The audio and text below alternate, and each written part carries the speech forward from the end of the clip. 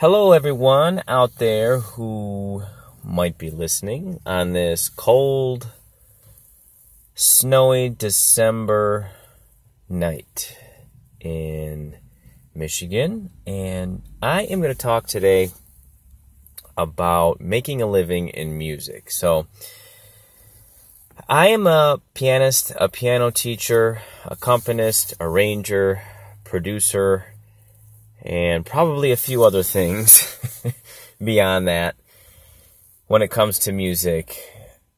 And that's the thing right there. Making yourself marketable is really the key to making a living in music, whether it would be part-time or full-time. So I grew up falling in love with the piano, mainly classical music, and then I kind of worked my way into jazz and commercial music a little bit. But the thing is I learned along the way that being open to as much as possible opens doors and makes you marketable. So at first, when I looked into this whole making a living thing in music, I was like, classical music only, Rachmaninoff list and Beethoven and Mozart, and that was kind of all I was going to do and go down that route. And then I just discovered along the way that I had too much jazz, too much rock, too much film music, all that stuff in me. And that actually made it a little bit easier for me to branch out and find ways to market myself. And then I became a teacher along the way, and I was very inspired by one of the teachers I had growing up. His name is Dr. R.V. Sinka, and he had an amazing studio of very talented musicians here in the Detroit area, and I just saw how he did it, and it was great. He just had an awesome studio, and he did quite well for himself, and he taught piano very ethically and was just an awesome teacher. So I had a great role model. So that certainly helped. And then I also discovered that, even some of the greatest performers in the world were also good educators, and I saw how they used that to their advantage. So, just one that I'm thinking of off the top of my head would be Leonard Bernstein.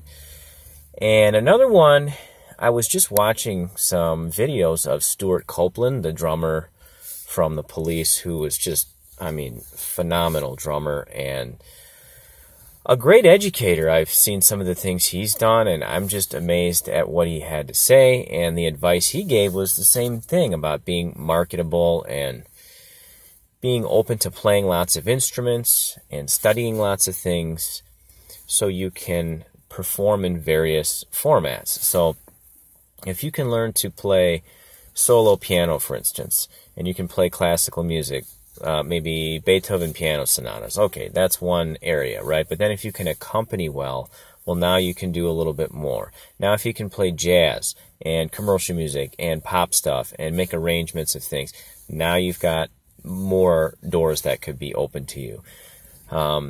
Hey, if you can sing, you might have more doors open to you in that regard, right? If you could do backup vocals in a band, what I did after a while was I was able to play in a variety of styles, Motown, country music even, fusion, funk. I played in all these different styles, and I even learned some basic elements on a Hammond B3 organ. And I played in so many different groups and was able to do quite a bit. And now I'm at a point in my life where I needed to kind of settle down from the constant touring and gigs, and I have a beautiful family, and I want to be settled in one place. And I really pushed my teaching studio forward, and I've been blessed with so many students here in the Detroit area. So that all comes from me working hard and being open and marketing myself. So if you have those things in mind, you really can do well in music. There's some demand for it. People like music. People want to hear music. People want to learn music. And there's so many great ways to communicate that now. We have Skype and YouTube and all of these online elements in which you can hear music and learn music. It's great. So technology, I think, is a great advantage to musicians, and there's lots of different ways that you can make a living doing this. A lot of people I know, I'm just going down the list here of all these amazing ways that people make music, not just the way I do it, but other ways. A lot of people do gigs in the church, and many churches are really big and have a lot of opportunities. I know people that are playing, their Sunday is just packed with performances at several churches, and they go on the road and do all kinds of performances with Christian groups and gospel groups, and that's a huge world right there. And then if you obviously want to do the country thing, you can go to Nashville, and obviously it's competitive in and of itself, but you can do it if you have the skill, and you have to really, really, really be able to make contacts in that situation.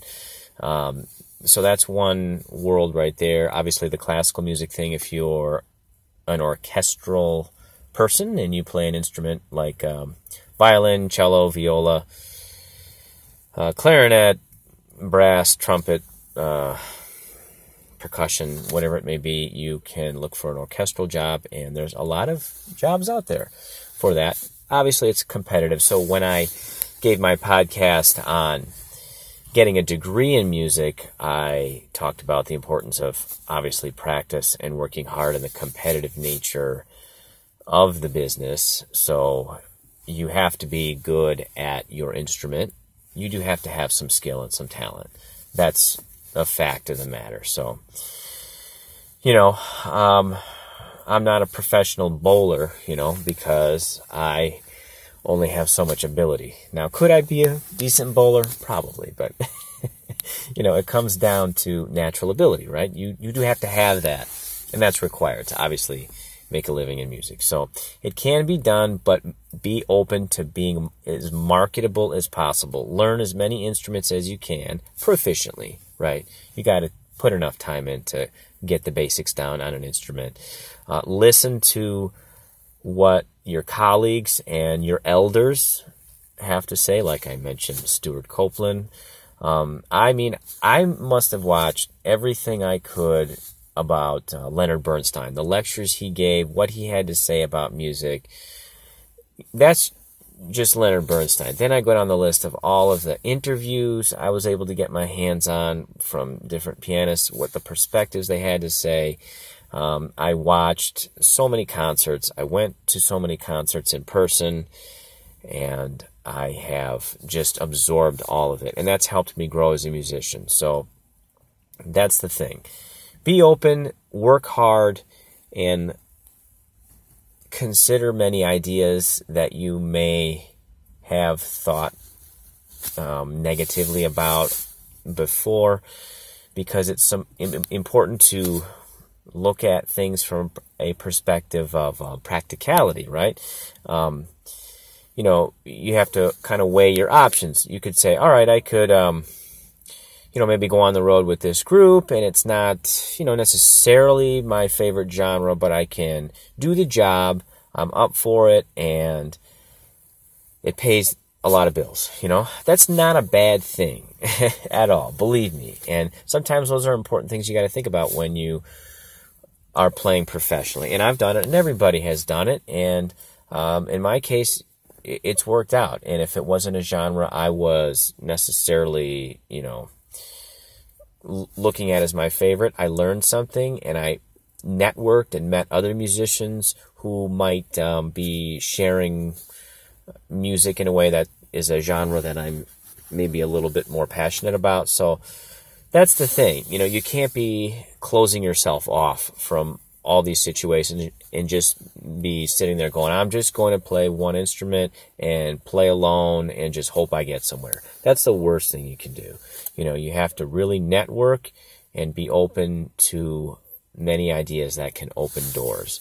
And then before you know it, after years and years, you're going to be doing quite well as a performer, as a teacher, as an educator, as a collaborator, as an accompanist, as a writer, whatever it may be. And you may even discover other ends of the business, like, starting a record label or something like that.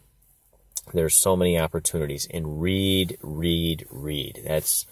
I can't emphasize that enough, I've managed to do quite well, and I've got a studio of about 50 or 60 students, and I'm accompanying and playing and performing as much as I can here, mostly in the Detroit area, but when my kids get a little older, it'd be nice to get out on the road again and do some projects and touring and things like that. But the key is, for me, I have options because I've marketed myself and I've been open to so many different things and so many different styles, and that's the key. So if you have any thoughts or questions, please email me at chrisbrentmusic@gmail.com. Subscribe to my YouTube channel. Stay tuned for more podcasts on musical aspects and other related areas to music and the arts. And visit my website. It is www.christopherbrent.com. All right. Thank you so much, and have a wonderful day.